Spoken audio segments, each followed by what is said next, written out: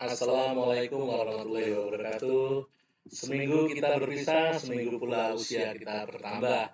Di pengantar ekonomi dan bisnis kali ini, kita sampai pada pertemuan ke-13 ya. Pertemuan ke-13 bicara tentang fungsi pengendalian ya. Terlebih dahulu sebelum kita mulai perkuliahan pada kali ini, marilah kita berdoa menurut agama dan keyakinan kita masing-masing. Untuk yang beragama Islam, marilah kita buka dengan membaca basmalah bersama-sama. Bismillahirrahmanirrahim. Untuk yang beragama non-muslim, silakan Anda berdoa menurut agama dan keyakinan Anda.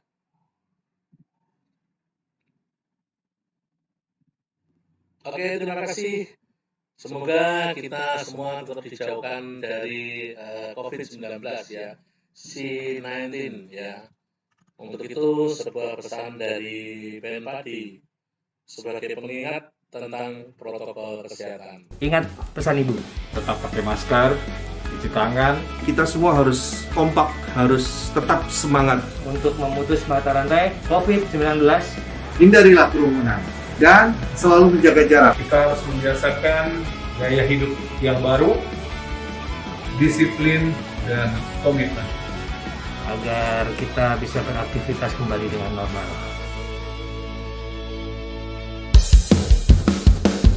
Ingat pesan Ibu, pakai maskermu, cuci tangan pakai sabun, jangan sampai tertular.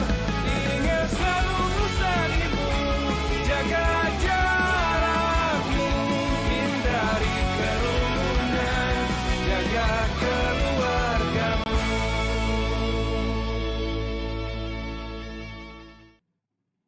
Ya, tadi ada BNPADI tentang protokol kesehatan ya. Marilah kita jaga jarak, kemudian tetap mencuci tangan, memakai sabun ya. Ingat ya, mencuci tangan, memakai sabun. Karena virus corona itu tidak hanya hilang dengan air saja ya, tapi harus air sabun atau yang mengandung alkohol atau seperti hand sanitizer ya.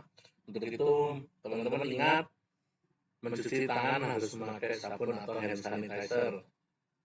Kemudian menjaga jarak ya, kalau ngobrol-ngobrol ya nggak usah berdekatan.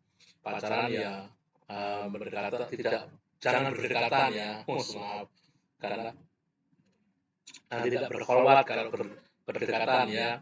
Kemudian memakai masker ya, jangan lupa memakai masker. Dan terakhir jauhi kerumunan ya. Kalau ada kerumunan kita harus menjauh, kalau ada kerumunan kita harus menjauh kan gitu ya. Jangan apa ya, ngeyel, jangan merasa sakti bahwa Anda paling hebat, Anda tidak bakal terkena corona. Jangan seperti itu. Kita hanya bisa berdoa semoga Allah memberikan kita kesehatan ya, supaya tidak terkena corona ya. Jadi seperti itu. Tapi jangan apa ya, jangan sombong ya, jangan sombong.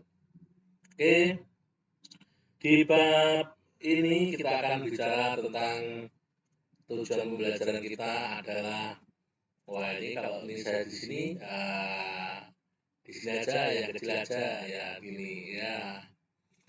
Tujuan pembelajaran ini adalah setelah mengikuti perkuliahan ini, mahasiswa diharapkan mampu untuk mengerti mengenai fungsi pengendalian, memahami tentang proses pengendalian, jenis pengendalian, objek pengendalian, kriteria dari pengendalian yang efektif ya.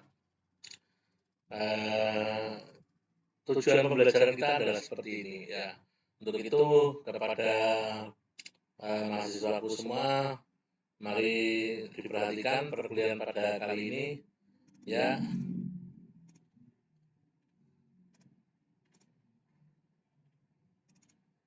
Kita awali dengan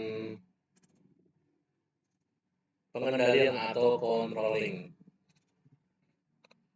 Pengertian pengendalian ya. untuk memastikan bahwa aktivitas yang dilakukan di seluruh bagian organisasi perusahaan berjalan sesuai dengan tujuan yang telah ditetapkan dalam proses perencanaan planning, maka manajer harus melakukan fungsi pengendalian atau controlling. Pengendalian atau controlling merupakan proses monitoring terhadap berbagai aktivitas yang dilakukan sumber daya organisasi untuk memastikan bahwa aktivitas yang dilakukan tersebut akan dapat mencapai tujuan yang telah ditetapkan dan tindakan koreksi dapat dilakukan untuk memperbaiki penyimpangan yang terjadi.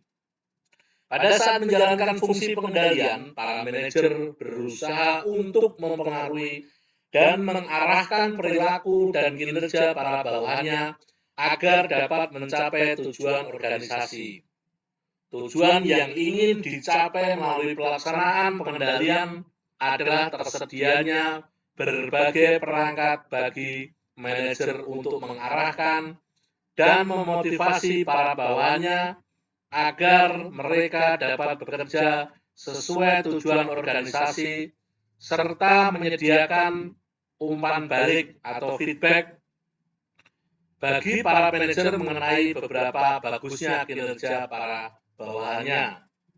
Untuk melaksanakan kegiatan pengendalian secara efektif dan efisien, perusahaan memerlukan sistem pengendalian.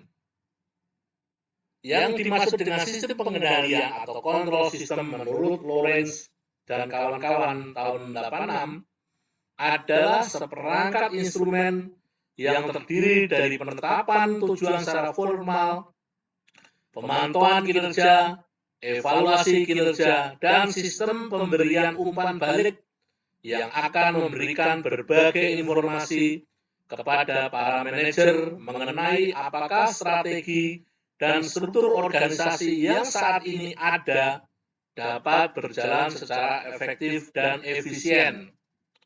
Tanpa adanya sistem pengendalian yang baik, maka kemungkinan untuk terjadinya penyimpangan kinerja perusahaan dari tujuan yang telah ditetapkan akan semakin besar karena manajemen tidak memperoleh informasi yang memadai atau terlambat memperoleh informasi untuk mengambil tindakan manajerial yang diperlukan. Proses pengendalian. Menurut Robin dan Colters 2003, proses pengendalian terdiri dari 4 aktivitas, yaitu penetapan tujuan, pengukuran, membandingkan kinerja aktual dengan standar kinerja, dan tindakan manajerial. Proses pengendalian, ya, tadi sudah. Pengukuran.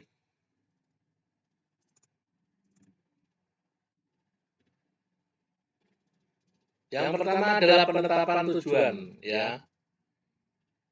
Yang pertama adalah pengukuran, ya.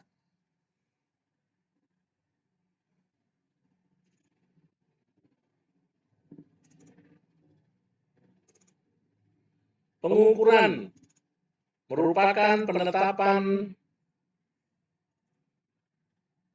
satuan numerik terhadap suatu objek yang diukur. Aktivitas pengukuran menyangkut 2 hal.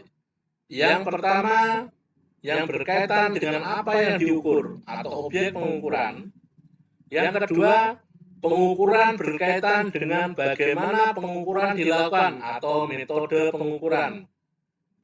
Objek yang diukur dalam suatu proses pengendalian perusahaan merupakan kinerja aktual yang ditunjukkan oleh sumber daya organisasi perusahaan. Objek pengukuran dalam suatu perusahaan sangat bervariasi. Sebagai contoh, produktivitas departemen produksi dapat diukur dengan menggunakan ukuran jumlah produksi barang per hari yang lolos uji kualitas. Sementara, produktivitas departemen pemasaran dapat diukur dari jumlah penjualan per bulan. Penetapan kriteria apa yang diukur menjadi sangat penting karena beberapa hal. Yang pertama adalah kesalahan kriteria pengukuran akan mengakibatkan kekeliruan dalam proses pengukuran. Kedua, kejelasan kriteria pengukuran akan turut memotivasi karyawan untuk berusaha melewati kriteria yang ditetapkan. Dengan adanya perbedaan proyek pengukuran, maka metode yang digunakan untuk melakukan pengukuran bervariasi. Sebagai contoh, metode yang digunakan untuk mengukur penilaian prestasi karyawan di Departemen Produksi akan berbeda dengan penilaian prestasi karyawan yang ada di Departemen Finance dan Accounting. Membandingkan merupakan proses kinerja aktual dengan standar kinerja dan berbagai tujuan yang telah diterapkan. Tujuan maupun standar ditetapkan pada tahap perencanaan atau planning. Kegagalan perusahaan untuk menetapkan standar pada tahap perencanaan merupakan jalan menuju kegagalan. Atau dalam peribahasa manajemen dikatakan fail to plan is planning to fail. Hal ini disebabkan karena tanpa adanya standar, maka perusahaan akan sulit melakukan proses evaluasi, yakni membandingkan antara kinerja aktual dengan standar. Berdasarkan perbandingan antara kinerja aktual dan standar, maka manajer akan memperoleh informasi yang akurat. Apakah kinerja aktual yang dilakukan dapat memenuhi standar ataukah tidak? Ketidakmampuan sumber daya organisasi, khususnya sumber daya manusia perusahaan, untuk unjuk kinerja sesuai standar, dapat disebabkan oleh berbagai faktor. Misalnya,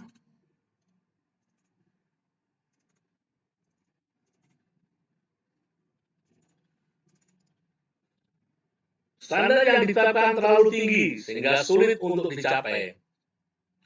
Kualitas sumber daya manusia perusahaan masih kurang baik sehingga dibutuhkan pelatihan dan pengembangan maupun pengadaan karyawan baru. Ketiga, perusahaan tidak memberikan kompensasi atau gaji dan tunjangan yang memadai sehingga karyawan tidak termotivasi atau bekerja dengan baik. Selanjutnya adalah tindakan manajerial. Langkah terakhir dari proses pengendalian adalah melakukan evaluasi terhadap kinerja yang dicapai organisasi secara keseluruhan maupun pencapaian kinerja individu. Pada tahap ini, manajer akan melakukan tindakan koreksi dengan memperbaiki utilasi sumber daya organisasi apabila kinerja aktual menyimpang jauh dibandingkan standar. Pada tahap ini, manajer bisa membuat suatu kesimpulan apakah tidak tercapainya tujuan perusahaan karena target yang ditetapkan terlampau tinggi, atau apakah perusahaan memiliki produktivitas lebih rendah dibandingkan pesaing akibat ketertinggalan dalam penerapan teknologi produksi baru.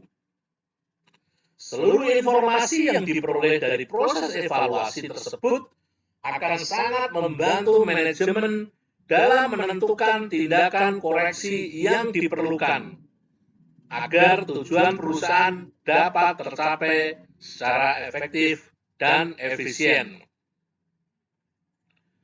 Berdasarkan hasil evaluasi yang dilakukan, manajer memiliki 3 pilihan tindakan manajerial.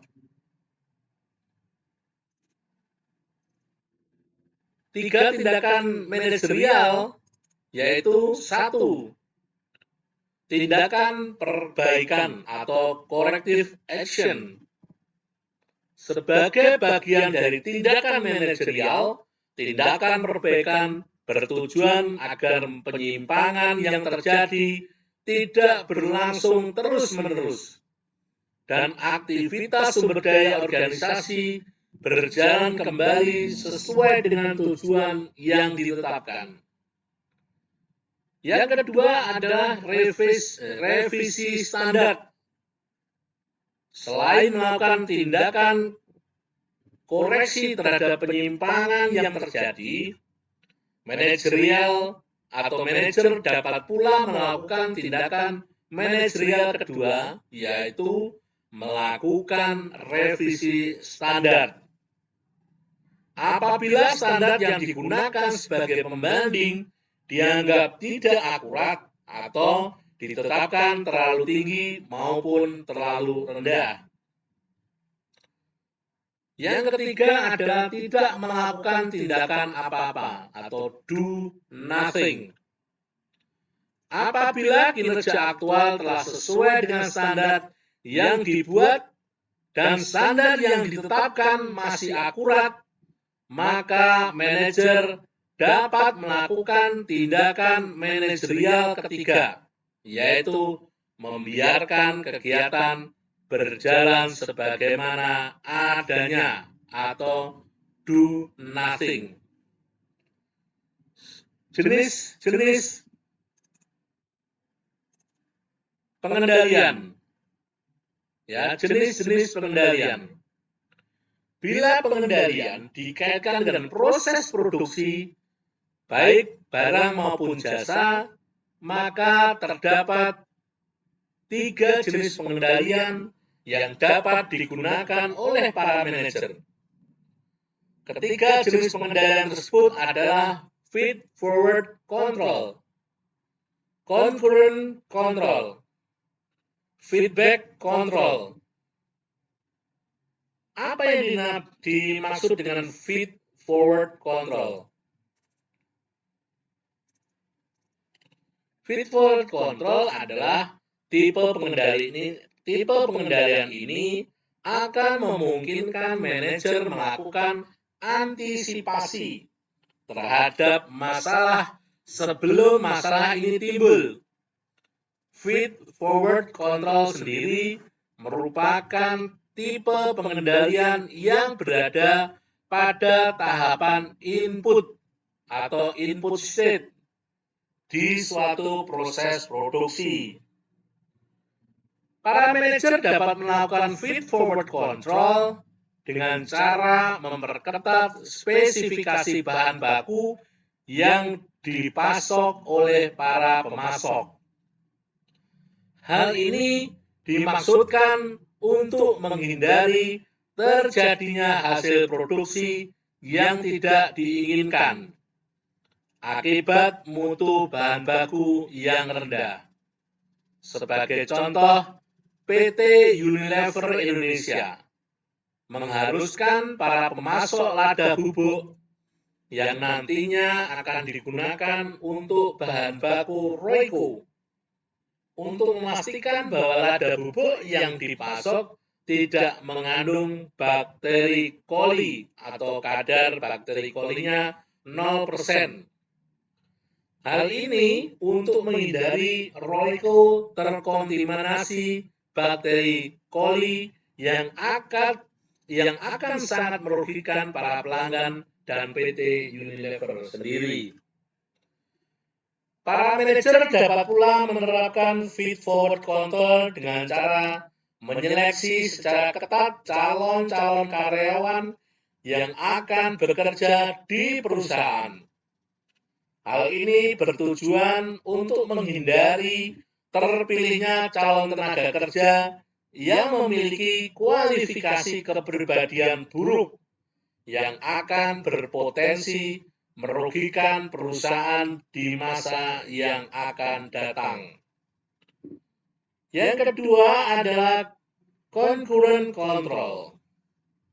Ini merupakan pengendalian yang dilakukan oleh para manajer selama proses produksi. atau conversion state berlangsung. Pengendalian jenis ini akan memberikan kepada para manajer umpan balik atau feedback yang cepat mengenai tingkat efisiensi penggunaan input yang diubah menjadi output, sehingga para manajer dapat melakukan tindakan perbaikan terhadap masalah yang timbul dengan segera. Manajer melaksanakan concurrent control dengan dibantu aplikasi teknologi informasi yang akan memberikan para manajer peringatan lebih cepat mengenai sumber dari berbagai permasalahan yang terjadi selama proses produksi, seperti jumlah input yang tidak memenuhi standar, mesin yang tidak berfungsi dengan baik, tenaga kerja yang tidak terampil, dan lain-lain. Concurrent control juga merupakan bagian terpenting dari peningkatan kualitas, di mana pengendalian ini diharapkan dapat mengarahkan para pekerja agar mereka secara terus-menerus melakukan pemantauan terhadap kualitas produk di setiap tahapan proses produksi agar dapat dihasilkan produk berkualitas tinggi. Saat ini, berbagai perusahaan yang telah mengadopsi penerapan pengendalian kualitas atau quality control melakukan melalui pendekatan Six Sigma yang bertujuan menghasilkan zero defect atau tidak ada hasil produksi yang rusak. Yang ketiga atau yang terakhir adalah feedback control. Pada tahap output produksi yang telah dihasilkan, para manajer menerapkan feedback control dengan tujuan memperoleh informasi mengenai reaksi dari para konsumen setelah mereka menggunakan produk perusahaan.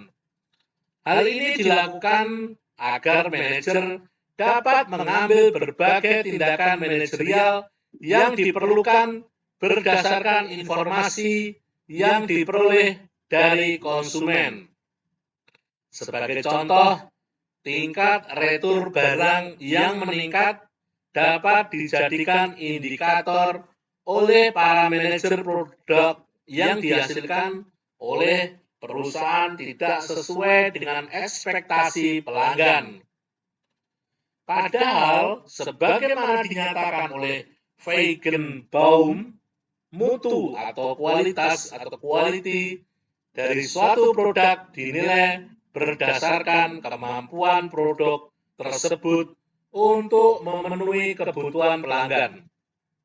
Dengan demikian, tingginya retur barang menunjukkan bahwa barang yang diproduksi tidak berkualitas dan harus dilakukan tindakan koreksi agar produk yang dihasilkan dapat memuaskan pelanggan.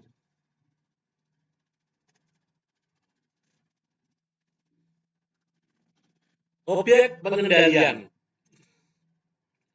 Berdasarkan yang harus dikendalikan. Berdasarkan apa yang harus dikendalikan, menurut Jones dan George 2007, membedakan berbagai objek yang harus dikendalikan ke dalam 3 kelompok, yaitu pengendalian output atau output control, pengendalian perilaku atau behavior control, dan pengendalian budaya perusahaan atau organization culture control. Perbedaan jenis kendali terhadap objek yang dikendalikan sekaligus akan memberikan gambaran mengenai perangkat pengendalian yang harus diterapkan.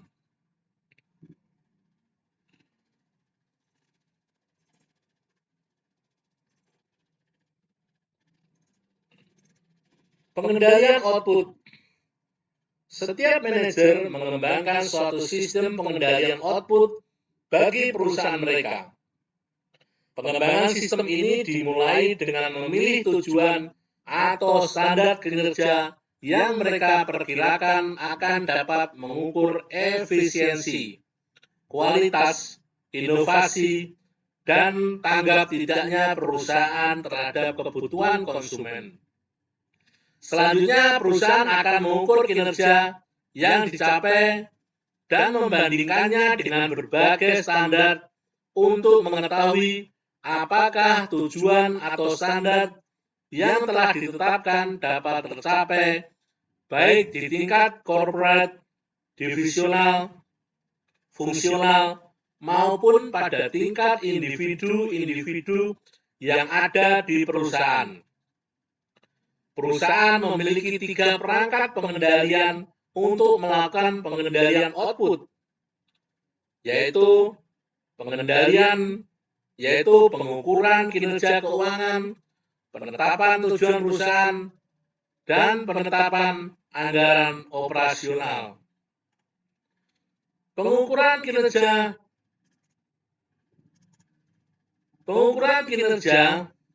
keuangan. Salah satu bentuk pengendalian output yang dilakukan perusahaan adalah dengan mengukur kinerja keuangan. Untuk menilai apakah kinerja keuangan suatu perusahaan baik atau tidak, manajer puncak suatu perusahaan biasanya akan melirik pada 5 ukuran utama dari kinerja keuangan perusahaan, yaitu profitability ratio, liquidity ratio, leverage ratio, activity ratio, dan market ratio. Rasio-rasio tersebut dihitung dengan menggunakan bahan-bahan perhitungan yang ada di laporan keuangan perusahaan, yaitu neraca dan laporan laba rugi. Penetapan tujuan perusahaan. Perusahaan mengendalikan output yang ingin dihasilkan oleh operasi perusahaan dapat menetapkan tujuan korporasi yang ingin dicapai perusahaan secara keseluruhan. Tujuan korporasi ini selanjutnya akan dijabarkan menjadi tujuan dari masing-masing divisi atau unit. Sedangkan tujuan dari masing-masing unit bisnis selanjutnya akan dijabarkan menjadi tujuan dari masing-masing bidang fungsional organisasi seperti tujuan departemen marketing, keuangan, produksi, sumber daya manusia, dan lain-lain. Tujuan-tujuan tersebut dijadikan standar yang akan menjadi acuan kerja dari masing-masing divisi atau fungsi organisasi agar tujuan-tujuan tersebut tercapai. Dengan kata lain, tujuan-tujuan yang telah ditetapkan akan turut mengendalikan output dari masing-masing bagian organisasi untuk memastikan pencapaian tujuan korporasi secara keseluruhan. Penetapan anggaran operasional. Alat lain yang digunakan untuk pengendalian output kerja suatu perusahaan adalah anggaran operasional. Anggaran operasional menggambarkan rencana alokasi sumber daya organisasi untuk mendukung berbagai kegiatan yang akan dilakukan perusahaan dalam rangka mencapai tujuan organisasi secara efisien. Pengendalian perilaku. Untuk mencapai tujuan yang ingin dicapai, manajer tidak cukup hanya membuat struktur organisasi dan membagi pekerjaan pada para bawahannya sesuai dengan jabatan persyaratan jabatan yang dimiliki. Pengendalian budaya perusahaan. Budaya perusahaan merupakan nilai, kepercayaan, norma, dan ekspektasi yang dimiliki bersama oleh anggota organisasi yang akan mempengaruhi bagaimana anggota organisasi berhubungan dengan satu dan yang lain, serta mendorong anggota-anggota organisasi yang terlibat untuk mencapai tujuan bersama. Kriteria pengendalian efektif. Agar suatu sistem pengendalian dapat berjalan secara efektif,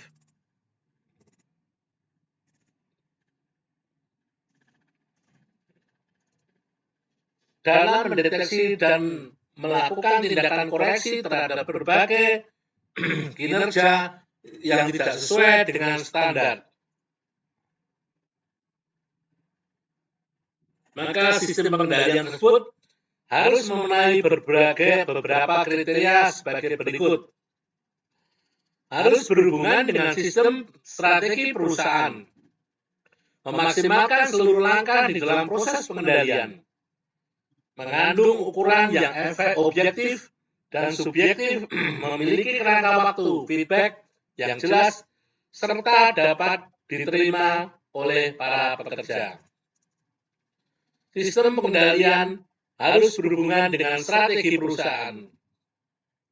Sistem pengendalian yang baik merupakan sistem pengendalian yang dapat mengukur suatu yang dianggap penting saat ini dan di masa yang akan datang. Tetapi bukan mengukur sesuatu yang penting di masa lalu.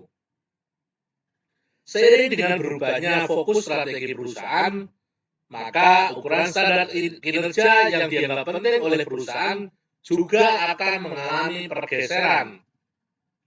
Oleh sebab itu, sistem pengendalian yang baik harus dikaitkan dengan perubahan strategi yang terjadi sehingga sistem pengendalian tersebut memiliki fleksibilitas yang cukup untuk dapat mengukur perubahan kinerja standar seiring dengan perubahan strategi. Sebagai contoh, pada saat Kun Hili mengubah strategi Samsung dari perusahaan yang menghasilkan Me Too produk menjadi perusahaan yang menghasilkan produk unggulan di kelasnya, TV layar datar, kamera digital, telepon seluler, dan lain-lain. Maka perubahan strategi ini diikuti pula oleh perusahaan pengukuran kinerja yang disesuaikan dengan perubahan strategi yang ditempuh oleh perusahaan. Memaksimalkan seluruh langkah di dalam proses pengendalian. Agar dapat diterapkan secara efektif, sistem pengendalian harus menggunakan seluruh langkah yang ada di dalam proses pengendalian secara maksimal. Dalam hal ini, standar kinerja harus ditetapkan dengan cermat. Pengukuran terhadap kinerja harus dilakukan. Proses membandingkan standar kinerja dan kinerja aktual dilaksanakan, dan bila perlu dilakukan tindakan koreksi harus diambil untuk mengarahkan kembali seluruh kegiatan agar mengarah ke pencapaian tujuan. Bila salah satu langkah tersebut tidak dilakukan, maka dapat dipastikan bahwa sistem pengendalian yang diterapkan tidak akan dapat berjalan efektif. Mengandung ukuran yang objektif dan subjektif. Sebuah sistem pengendalian pada umumnya tidak hanya terdiri dari satu ukuran kinerja tunggal, melainkan akan mencapai berbagai ukuran kinerja yang diperlukan. Sebagian dari ukuran tersebut mudah untuk dikuantifikasi, tetapi ukuran kinerja lainnya lebih bersifat kualitatif. Oleh sebab itu, sistem pengendalian yang baik harus memuat di dalamnya baik ukuran kinerja yang bersifat kuantitatif maupun kinerja yang bersifat kualitatif. Selanjutnya, memiliki kerangka waktu feedback yang jelas. Sistem pengendalian yang baik akan memberikan informasi yang dibutuhkan tepat pada waktunya.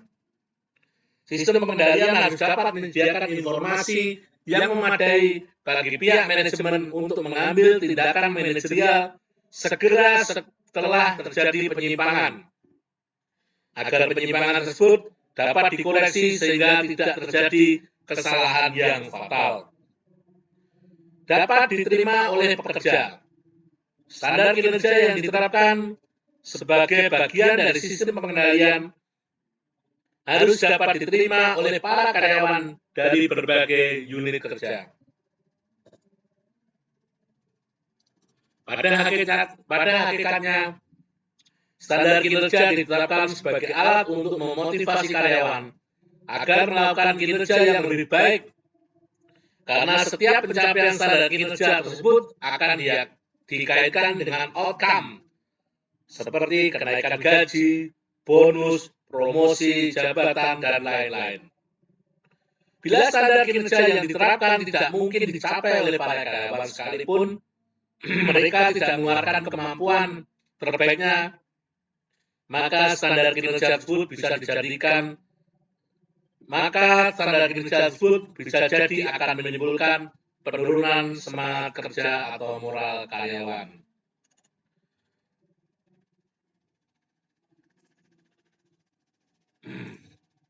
Oke, sampai di sini dulu mahasiswaku semuanya.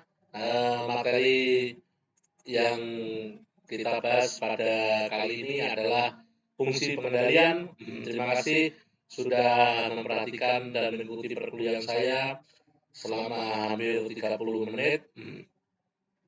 Terima kasih buat semuanya. Kita tutup dengan membaca hamdalah bersama-sama. Alhamdulillahirabbil alamin. Wassalamualaikum warahmatullahi wabarakatuh.